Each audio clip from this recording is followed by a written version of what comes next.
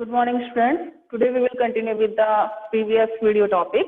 कल हमने अपने इक्विटी शेयर्स के कंसेप्ट के बारे में पढ़ा था कि क्या इक्विटी शेयर होता है, इसके क्या क्या मेन कंसेप्ट हैं। वो सारी चीजें हमने कल देखी थी। इक्विटी शेयर्स किस तरीके से इशू किए जाते हैं कंपनी में, और उसके बिना कंपनी फॉर्मेशन पॉसिबल नहीं है। हमने उसके एडवांटेजेस के साथ में देख ली थी। कुछ एडवांटेजेस के साथ साथ उसकी लिमिटेशंस भी हैं फॉर द इन्वेस्टर्स और फॉर द कंपनी। तो आज की वीडियो में हम यहाँ पर पढ़ने वाले हैं limitations of equity share for the investors और फॉर द कंपनी। ये तो मेन पॉइंट हम यहाँ पर देखेंगे, इसके कुछ मेन पॉइंट्स हैं। तो स्टेप बाय स्टेप पॉइंट से स्टार्ट करते हैं। First point is uncertain income. Means जो यहाँ पर इन्वेस्टर्स के पॉइंट ऑफ व्यू से बात कर रहे हैं, आप ऐसे सपोज कीजिए कि आप एक इन्वेस्टर हैं, एक ह्यूमन पर्सन, इंडिविजुअल पर्सन, और आपने किसी कंपनी में मनी इन्वेस्ट की है as a equity share holder, यानी कि आपने किसी कंपनी की शेयर परचेज किए हैं। जब आपने किसी कंपनी के शेयर परचेज किए अपने, तो उस टाइम पर शेयर परचेज करते वक्त हमारे माइंड में क्या क्या चीजें आती हैं कि हमारी जो मनी है वो लॉन्ग टर्म के लिए मनी अपने इन्वेस्ट कर रहे हैं। हमने फायदा सोचकर वहां पे मनी इन्वेस्ट कर दी, बट लॉन्ग टर्म में हमें पता है कि फ्यूचर क्या होने वाला है, 10 साल बाद, 15 साल बाद, 5 साल बाद क्या होगा हम नहीं जानते। ठीक, तो वहां पर जो है वो कंपनी जो है वो अप जाएगी या फिर डाउन जाएगी, हमें ये भी नहीं पता, बट फिर भी हम जो है प्रॉफिट के मोटिव से वहां पर क्या करते हैं, मनी को इन्वेस्ट करते हैं। ठीक, अपना इन्वेस्टमेंट करते हैं। अब वहां पे सबसे बड़ी जो लिमिटेशंस आती है वो ये आती है कि यहाँ पर इनकम जो होती है इन्वेस्टर्स को, वो कैसी होती है, अनसर्टेन इनकम है। इनकम कैसी है यहाँ पर, अनसर्टेन है। कुछ भी फिक्स नहीं है कि आपको ये मनी इन्वेस्ट करने पर मिलेगा ही मिलेगा। जैसे मैंने यहाँ पर अपने 10 लाख रुपए इन्वेस्ट कर दिए शेयर्स में, किसी कंपनी की मैंने शेयर परचेज की, मैंने 10 लाख रुपीज वहां इन्वेस्ट कर दिए। जैसे मैंने 10 लाख रुपीज इन्वेस्ट किए, अगर मैं ये 10 लाख रुपीज बैंक में डालती तो मुझे दूसरे दिन से ही वहां पे क्या मिलना शुरू हो जाता, इंटरेस्ट। और ये श्योरिटी थी कि मुझे उस पर इंटरेस्ट मिलेगा ही मिलेगा। क्या श्योर था कि मुझे वहां पर इंटरेस्ट बैंक में मिलेगा ही मिलेगा। But in the case of equity share क्या होता है कि हमें जो यहाँ पर डिविडेंड मिलता है, एक शेयर होल्डर्स को क्या मिलता है, डिविडेंड मिलता है, और उस डिविडेंड की भी श्योरिटी नहीं है। डिविडेंड क्या है, प्रॉफिट का एक पार्ट है। प्रॉफिट हो गया तो वो आपको दे देंगे, प्रॉफिट नहीं हुआ तो आपको कुछ भी नहीं देंगे, इवन आपको लॉस और बियर करना पड़ जाएगा। तो यहाँ पर क्या है, इनकम कैसी है, अनसर्टेन है, फिक्स नहीं है कि आपको 10% भी हर महीने या हर साल 10% आपको डिविडेंड मिलेगा ही मिलेगा, फिक्स नहीं है वो। प्रॉफिट ज्यादा हो गया तो ज्यादा डिविडेंड मिल जाएगा, प्रॉफिट नहीं हुआ तो कुछ भी नहीं देंगे। इवन जो आपने 10 लाख रुपए इन्वेस्ट किए हैं, अपनी कैपिटल इन्वेस्ट किए हैं, वो भी वेस्ट हो सकती है। ठीक, उसमें से भी हो सकता है कि आपको कुछ ना मिले, क्योंकि आप तो ओनर बन गए हैं कंपनी के। 10 लाख रुपए से अगर कंपनी लॉस में चलेगी ना, पहले बाहर वालों का पेमेंट किया जाएगा, डिवेंचर्स होल्डर्स का, या बाहर से जिसकी लाइबिलिटीज होंगी, आउटसाइड लाइबिलिटीज, उन सबका पेमेंट किया जाएगा। आफ्टर डेट आपको मालिक है कंपनी के, आपको बाद में जो बचेगा वो दिया जाएगा, नहीं बचेगा तो कुछ नहीं दिया जाएगा। ये कंडीशन है सबसे बड़ी disadvantage for the investors to investing in the equity share capital. Next point पर आते हैं। Next point is loss due to recession. Company में देखिए रिसेशन का पीरियड चलता ही रहता है। अभी इस टाइम जैसे बहुत सारी कंपनीज का रिसेशन का पीरियड है, तो यहाँ पर क्या है कि रिसेशन में हमारा बिजनेस बिल्कुल नहीं चलता है, और हम लोगों की जब मार्केट में प्रोडक्ट की डिमांड ही नहीं है तो हम गुड्स को सेल क्या करेंगे। ठीक, डिमांड नहीं है जिसकी वजह से हम प्रॉफिट अर्न नहीं कर पाते हैं, और जब बिजनेस में प्रॉफिट अर्न नहीं हो पा रहा है, इन दैट केस जो सारा लॉस है वो कौन बियर करता है, कंपनी के ओनर्स बियर करते हैं। Means that equity share holder, उन्हें प्रॉफिट तो कुछ मिलेगा नहीं, जितना भी सारा लॉस हुआ है बिजनेस में वो सारा लॉस उनको बियर करना पड़ता है। तो लॉस ड्यू टू रिसेशन भी उन लोगों को बियर करना पड़ता है। लॉस बहुत सारी वजह से हो सकते हैं, तो यहाँ पर इन्होंने अलग अलग पॉइंट्स बनाकर दे दिए हैं। जैसे रिसेशन की वजह से जो लॉस हुआ है वो भी इक्विटी शेयर होल्डर को बियर करना पड़ता है। लिक्विडेशन, लिक्विडेशन मीन्स कंपनी के वाइंडिंग अप का टाइम। जब कंपनी के वाइंडिंग अप का टाइम है, जब हम अपनी कंपनी खत्म करने वाले होते हैं, तो कंपनी खत्म, जो कंपनी प्रॉफिटियरिंग कंपनी है वो कभी अपने आप को बंद नहीं करेगी। वहां के जो ओनर है वो कंपनी बंद नहीं करेंगे। जो प्रॉफिट अर्न करके दे रही है अच्छा खासा, वो कंपनी क्यों बंद होगी, कंपनी वही बंद होगी। लिक्विडेशन का टाइम उसका आएगा जो लॉस से चल रही है कई सालों से, जो बाहर के लोगों की पेमेंट भी नहीं कर पा रही है, जो आपने आउटसाइड लाइबिलिटीज ली हैं आप उनका पेमेंट भी नहीं कर पा रहे हैं। इन दैट केस आपको लॉस बियर करना पड़ सकता है। ठीक, तो लिक्विडेशन मीन्स दैट कि जब आपकी कंपनी का वाइंडिंग अप का टाइम आ रहा है और आप पहले क्या करते हैं, पहले सब बाहर वालों का पेमेंट करते हैं, आउटसाइड लाइबिलिटीज का पेमेंट करते हैं, बैंक का लोन है, डिवेंचर्स है, जितनी सबसे लाइबिलिटीज दी हैं उन सब का पेमेंट करने के बाद जो भी बचता है वो उनको दिया जाएगा। और कंपनी प्रॉफिट में होती तो कब कंपनी वाइंडिंग अप होती, क्या नहीं होती। तो लॉस, वो उस टाइम का जो लॉस होता है ना, वो भी इन लोगों को बियर करना पड़ता है। किनको? इन्वेस्टर्स को। नेक्स्ट आते हैं, एक और लॉस होता है स्पेकुलेशन का, loss due to speculation. Speculation क्या होता है? स्पेकुलेशन मीन्स दैट मार्केट में जैसे एक तरीके से सट्टा लगाना, जैसे मैच फिक्सिंग होती है बेटा। मैच फिक्सिंग में क्या, सचिन तेंदुलकर इस पर्टिकुलर बॉल पे आज क्या लेगा, 6 रन लेगा, या सिक्सर देगा, या सेंचुरी पूरी करेगा सचिन तेंदुलकर, ये मैच में इतने रन पर्टिकुलर ये जो क्रिकेटर है इसको पूरे कंप्लीट करेगा, या इतने मैच पे जो है ये हार जाएगी। वो क्या है, स्पेकुलेशन ही तो है। आज बारिश होगी या नहीं होगी, हम लोग क्या लगा रहे हैं, शर्त लगा रहे हैं, बेट लगा रहे हैं, आज बारिश होगी या नहीं होगी तो मुझे एक चॉकलेट खिलाइयो। ठीक है, तो हम लोग अपने लेवल की लगाते हैं, वहां पर उस लेवल की होती है। और यहाँ पर भी यही चीज तो है शेयर मार्केट में। शेयर मार्केट में और कुछ नहीं, कल इस कंपनी के शेयर के प्राइस अप होंगे, आज डाउन हुए, कल डाउन हो जाएंगे, आज ही शेयर परचेज कर लो या आज ही शेयर सेल आउट कर दो।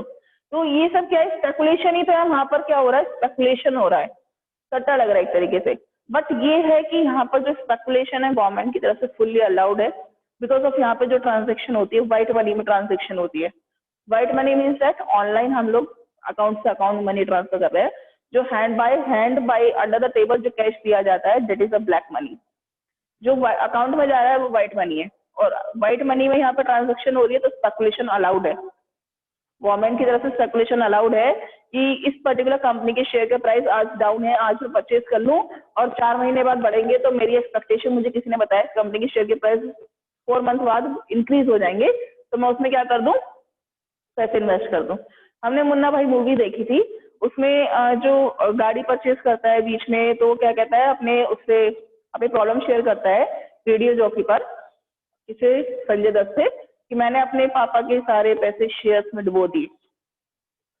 ठीक है, जो एक्टर होता है दूसरा वाला, वो क्या करता है, मुन्ना भाई से यानी संजय दत्त से अपनी प्रॉब्लम शेयर करता है कि मैंने अपने पापा के सारे पैसे शेयर्स में डुबो दिए, अब मैं क्या जाके उन्हें मुंह दिखाऊं।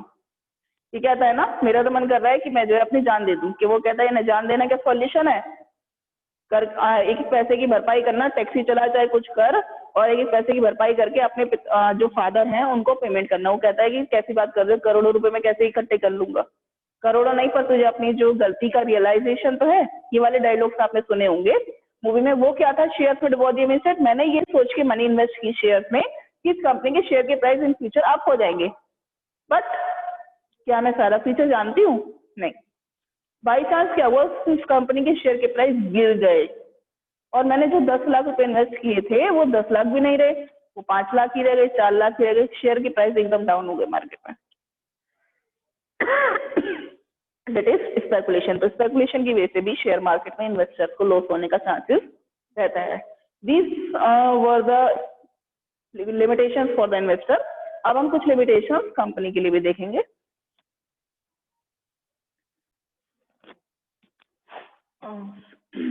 चलिए शुरू करते हैं। आगे कुछ यहाँ पर लिमिटेशंस दी गई हैं फॉर द कंपनी। तो कंपनी के लिए भी कुछ लिमिटेशंस हैं। इट मींस दैट कि अगर कोई कंपनी इक्विटी शेयर इशू करती है तो उसको क्या क्या लिमिटेशंस बियर करनी पड़ सकती है, या फिर क्या क्या उसके लिए नुकसान है। तो यहाँ पर वो पॉइंट्स दिए गए। सारे पॉइंट्स बेटा बहुत इंपॉर्टेंट है, 12th के टच से है, तो इनको नोट करते रहिएगा। एक एक पॉइंट का अलग अलग मीनिंग है। ठीक, तो फर्स्ट पॉइंट देखते हैं यहाँ पर। First point is no advantage of trading on equity. यहाँ पर क्या कह रहे हैं कि अगर हम अपनी कंपनी में इक्विटी शेयर ज्यादा इशू करते हैं तो हमें ट्रेडिंग ऑन इक्विटी का बेनिफिट नहीं मिल पाता। तो ट्रेडिंग ऑन इक्विटी का बेनिफिट नहीं मिल पाएगा। इससे पहले समझने के लिए, कंसेप्ट को समझने के लिए हमें पहले ही समझना पड़ेगा what is trading on equity, है ना। ट्रेडिंग ऑन इक्विटी होता क्या है, चलिए यहाँ पर क्या कह रहे हैं, ट्रेडिंग ऑन इक्विटी का हमें मीनिंग कंसेप्ट समझना पड़ेगा। What is trading on equity.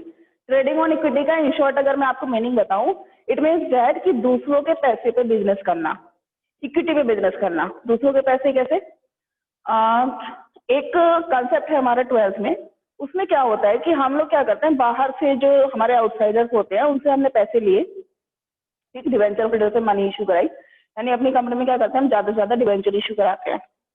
हमने डिवेंचर इशू कराए और डिवेंचर वालों से कैपिटल इन्वेस्ट कराई अपने बिजनेस में, कैपिटल इन्वेस्ट करके बिजनेस किया, बिजनेस करके प्रॉफिट अर्न किया, प्रॉफिट अर्न करके सारा प्रॉफिट किसे दे दिया, इक्विटी शेयर होल्डर को। इट मीन्स पैसे बाहर वालों से लिए, प्रॉफिट अर्न करके सारा प्रॉफिट किसको दे दिया, कंपनी के ऑनर्स को दे दिया। Debt is trading on equity. हम क्या करते हैं, इक्विटी पर बिजनेस करते हैं, तो वो बेनिफिट हमें यहाँ पर नहीं मिल पाता अगर हम अपनी कंपनी में इक्विटी शेयर ज्यादा इश्यू करते हैं। तो इक्विटी शेयर की सबसे बड़ी लिमिटेशन है, हमें क्या करना चाहिए यहाँ पर अपनी कंपनी में एक लेवल तक, यानी जितना जरूरी है सिर्फ उस लेवल तक ही इक्विटी शेयर इशू करने चाहिए, उसके बाद के लेवल पर हमें इक्विटी शेयर इशू नहीं करने चाहिए अगर हम अपनी कंपनी में ट्रेडिंग ऑन इक्विटी का एडवांटेज लेना चाहते हैं। तो इसका एक और एग्जांपल है, सपोज कीजिए मेरे पास अपने जो है 4 लाख रुपीज है, अपने खुद के, अपने कितना है मेरे पास 4 लाख। मैंने क्या किया, अपने फ्रेंड से 6 लाख रुपीज उधार ले लिए, ठीक, 6 लाख टोटल कितने हो गए मेरे पास, 10 लाख रुपीज हो गए। मैंने 10 लाख रुपीज बिजनेस में लगाए, प्रॉफिट अर्न करा और मुझे 10 लाख पे आप ये मान कर चलो मैंने बहुत अच्छा प्रॉफिट अर्न करा, 8 लाख रुपए मैंने कमाए, ठीक। कितने हो गए मेरे पास, अब 8 लाख का प्रॉफिट अर्न किया मैंने, कितने हो गए 18 लाख। सोचो मेरे पैसे कितने लगे बिजनेस में, सिर्फ और सिर्फ 4 लाख, 4 लाख कितने लगे मेरे पैसे, 4 लाख रुपीज मेरे लगे और मैंने 4 लाख रुपीज अपने लगा करके, अपने दिमाग लगा करके कितने रुपए अर्न कर लिए, 8 लाख।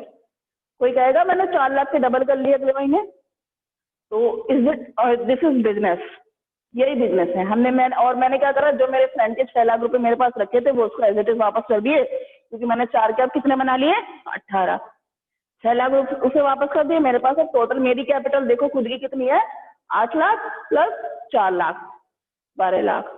इसे इसका इंटरेस्ट दे दिया जो देना था, 10% जो बैठा होगा, 6 लाख तो 60,000 रुपए से दे दिए, 50-60,000 रुपए, बस ये हो गया काम। This is trading on equity, यानी दूसरे के पैसे पे बिजनेस करना। अगर हम अपनी कंपनी में सारे पैसे खुद के ही लगा देंगे, अगर मैंने 10 लाख रुपए खुद के ही लगा दिए तो क्या मैं इस चीज का बेनिफिट ले पाती, नहीं ले पाती। तो हमें क्या करना चाहिए, इक्विटी शेयर को बहुत सोच समझकर एक लिमिट तक ही क्या करना चाहिए, यूज करना चाहिए। नेक्स्ट पॉइंट कह रहे हैं बेटा यहाँ पर, no flexibility in capital structure. Capital structure में कोई फ्लेक्सिबिलिटी नहीं होती है। मीन्स अगर हम अपनी कंपनी में इक्विटी शेयर इशू कर ले, सारे ही इक्विटी शेयर के थ्रू अपनी मनी अरेंज कर ले, तो कैपिटल स्ट्रक्चर हमारा कैसे हो जाएगा, इनफ्लेक्सिबल हो जाएगा। तो सबसे पहले आपको ये समझना पड़ेगा what is capital structure, right. Capital structure क्या है, इनके ऊपर पूरे पूरे चैप्टर है बेटा 12th में, ठीक है, जो हम यहाँ पे पॉइंट्स कर रहे हैं। ट्रेडिंग ऑन इक्विटी में पूरा एक अलग टॉपिक है, कंसेप्ट है, पूरी क्लास कैपिटल स्ट्रक्चर के ऊपर पूरी क्लास है। तो यहाँ पर हम कैपिटल स्ट्रक्चर का मीनिंग समझेंगे। इस कंपनी के अंदर जितने भी हमारे वेरियस लॉन्ग टर्म सोर्सेज होते हैं, वेरियस लॉन्ग टर्म सोर्सेज की प्रोपोर्शन को कैपिटल स्ट्रक्चर कहता है, कहा जाता है। It refers to the proportion of various long term sources in the company. अब वो लॉन्ग टर्म सोर्सेज कौन कौन से हैं, कुछ नए नहीं है, जो अभी आपने पढ़े थे प्रीवियस वीडियोस में वही है। Equity share, preference share, debenture और रिटेन्ड अर्निंग।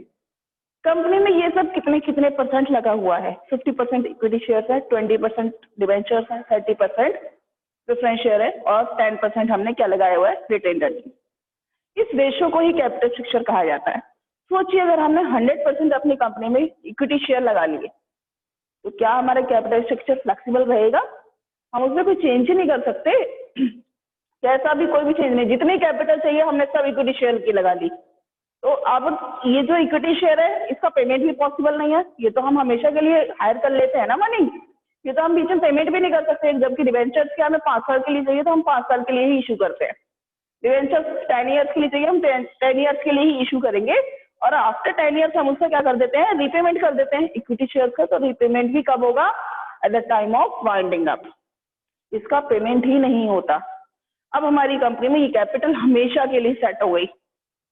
तो अगर हम अपनी कंपनी में इक्विटी शेयर्स के थ्रू मनी अरेंज कर लेते हैं सारी, तो एक सबसे बड़ी डिसएडवांटेज इसकी बनती है कि हमारी कैपिटल स्ट्रक्चर फ्लेक्सिबल नहीं हो पाता है।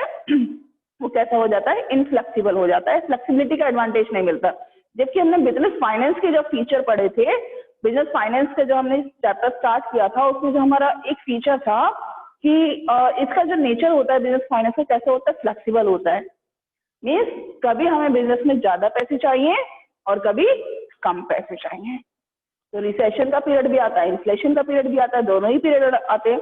तो दोनों पीरियड में, रिसेशन पीरियड में हमें पैसे कम चाहिए, कैपिटल कम चाहिए।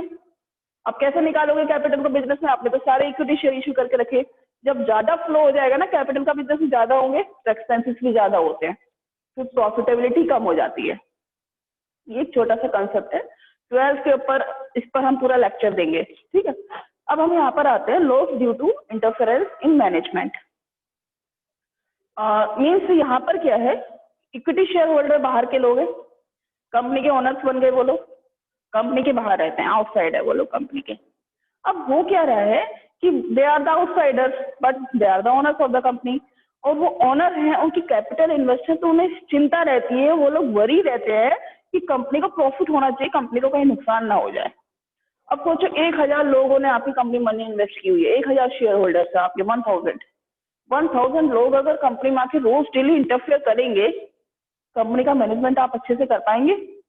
नहीं कर पाएंगे, ठीक है। तो बहुत सारे लोग ऐसे होते हैं, वैसे 90% ऐसे लोग होते हैं, इन्वेस्टर्स होते हैं जो इंटरफेयर नहीं करते, बट 10% जिसका मैक्सिमम शेयर है, they want to do interfere, वो इंटरफेयर करना चाहेंगे और वो करेंगे, क्योंकि वो लोग क्या सोचते हैं कि कंपनी ये वाला प्रोजेक्ट नहीं करेगी तो लॉस में चली जाएगी, नुकसान तो हमें झेलना पड़ेगा सारा, हम लोग को ही सारा लॉस बियर करना पड़ेगा। तो इस तरीके से उन लोगों को फिक्र होती है, वो लोग वरी रहते हैं अबाउट द कंपनी प्रॉफिट और द लॉस, कंपनी क्या डिसीजन ले रही है, मैनेजमेंट क्या कर रहा है, क्या नहीं कर रहा है। तो उसके लिए वो क्या करते हैं, कंपनी के काम में, मैनेजमेंट में इंटरफेयर करते हैं शेयर होल्डर्स। इंटरफेरेंस की वजह से कंपनी अच्छे से मैनेजमेंट नहीं कर पाती और लॉस में भी जा सकती है। तो ये कंपनी के लिए दूसरा डिसएडवांटेज एक इम्पोर्टेंट है। Next point is more flotation cost. यहाँ पर क्या आती है, फ्लोटेशन कॉस्ट हमारी बहुत ज्यादा आती है। फ्लोटेशन कॉस्ट क्या होती है, अब सारे पॉइंट्स बेटा, फ्लोटेशन कॉस्ट क्या होती है? फ्लोटेशन कॉस्ट मीन्स दैट एक ऐसी कॉस्ट जो हम शेयर इशू करते हैं ना, at the time of issuing the shares, it arises at the time of issuing the shares. जब हम शेयर इशू करते हैं उस टाइम पे ये अराइज होती है। तो शेयर इशू करते वक्त क्या कौन कौन से हमारे एक्सपेंसेस हो सकते हैं? जस्ट लाइक सबसे बड़ा एक हमारा एक्सपेंसेस होता है प्रॉस्पेक्टस, हम लोग इशू करते हैं। जैसे आप किसी कॉलेज में एडमिशन लेने के लिए जाते हैं तो आपको क्या करना पड़ता है, प्रॉस्पेक्टस इशू करना पड़ता है। तो ऐसे ही क्या है कि प्रॉस्पेक्टस आप अपना इशू करेंगे, प्रॉस्पेक्टस सारे इन्वेस्टर्स को डिस्ट्रीब्यूट होना चाहिए, कंपनी से लॉन्च करेगी प्रॉपर। अपने शेयर को हमें स्टॉक एक्सचेंज में रजिस्टर्ड कराना होता है, ठीक। अपने शेयर को सेल आउट कराने के लिए ब्रोकर्स को हमें पैसे देने पड़ते हैं, कमीशन देना पड़ता है, अंडर राइटर्स अपॉइंट करने पड़ते हैं कि ज्यादा से ज्यादा हमारे शेयर सेल आउट कराए मार्केट में। ये 3-4 एक्सपेंसेस ऐसे होते हैं जो शेयर इशू करने में, अगर आपने 10 लाख के शेयर इशू करे हैं तो आप करीब ये मान के चलो 4-5 लाख रुपए खर्चा आपका इसमें आएगा आराम से, ठीक। तो 10 लाख के तो कंपनी कोई शेयर इशू को नहीं करेगी, वो करोड़ों में शेयर इशू करता है, 2 करोड़ के, 5 करोड़ के, 10 करोड़ रुपीज के शेयर हमने इशू करे मार्केट में। 10 करोड़ के शेयर इशू करेंगे तो हमें 10 लाख, 15 लाख, 20 लाख का भी हमारा एक्सपेंसेस हो सकता है। फ्लोटेशन कॉस्ट का इतना एक्सपेंसेस है। तो यहाँ पर क्या है, ये क्या कहना चाह रहे हैं, more flotation cost. Equity share issue करने में जो फ्लोटेशन कॉस्ट के एक्सपेंसेस हैं वो ज्यादा आते हैं in compare to the debentures, preference share और द रिटेन्ड अर्निंग यूज करने में। क्यों आते हैं इसमें ज्यादा एक्सपेंसेस? एक सेकेंड बस।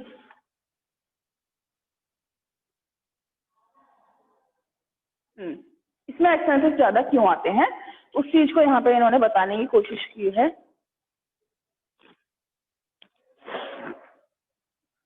फ्लोटेशन कॉस्ट के एक्सपेंस ज्यादा क्यों होते हैं?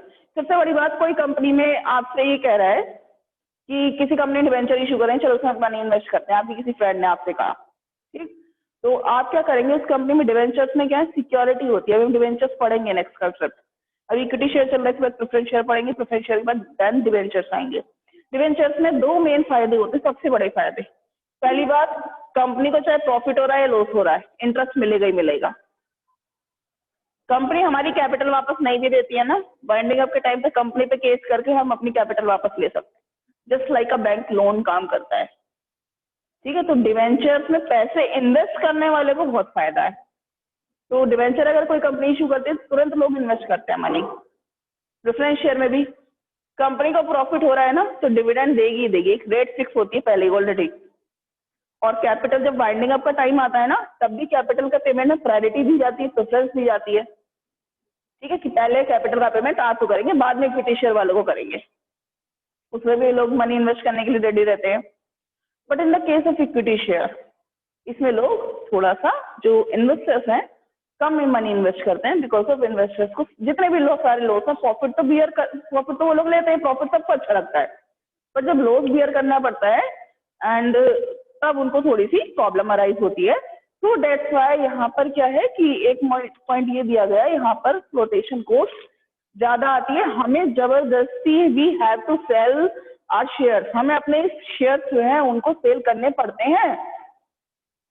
ठीक है, और जो प्रॉफिटियरिंग कंपनी है बहुत अच्छी प्रॉफिट अर्न कर रही है, जस्ट लाइक आपकी एयरटेल हो गई या फिर आपकी MRF टायर रखी हो गई, उनके तो शेयर अपने आप में 50,000 65,000 का चल रहा है। उस कंपनी में इन्वेस्टर खुद मनी इन्वेस्ट करने के लिए रेडी है।